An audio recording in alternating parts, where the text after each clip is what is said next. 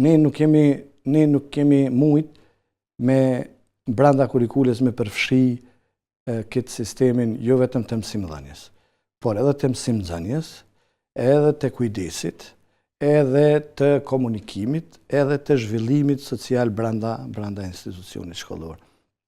Kështu që janë shumë faktorë të cilët ndikojnë negativisht dhe ne jemi ku jemi. Pastaj është edhe një fenomen tjetër.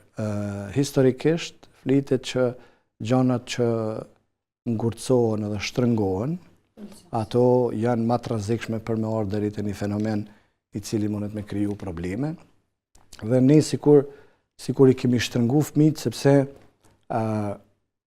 po zhvillohet një kurikul arsimore e cila është e strëngarkume dhe rëndësia i jepet veç me mrri plan programin edukativ arsimor, themi nëse ka edukativ arsimor, me mrri plan programin arsimor, me zbatu kurikulen edhe plan programin që secili mësimdhënës e ka, dhe pjesës sociale i kemi dhënë shumë pak hapësirë. Prandaj unë mendoj që ne duhet si shoqëni me unal edhe me fillu edhe me mendu se si mundemi me dal prej këtij ngërçit social, prej këtij ngërçit edukativ arsimor dhe bashkëpunimit social. Nëse i referohemi ngjarjes të para 2 dite, brenda 15 minutave kanë vërshu komente në rrjetet sociale dhe nëse i nalesh edhe i analizon. Asnjë prej tyre nuk ka se si me dalë prej situatës.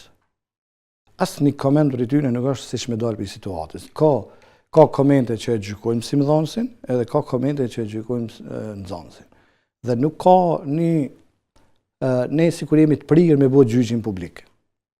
Domethënë, e bëjmë gjyqin publik, e kryqëzojmë njërin apo tjetrin, e mbajmë anën nga njëri apo nga tjetri, por asnjëherë nuk nalemi edhe me menu me thonë ngjarja ka ndodhur, këta janë shkaktarët që kanë ndodhur, pasoja është kjo, cila është situata e zgjedhjes dhe parandalimit për mos me ndodh gjonat e tjera, sepse sikur efekti social ose efekti i rrjeteve sociale po e jep negativisht shpërndarjen e këtyre gjonave.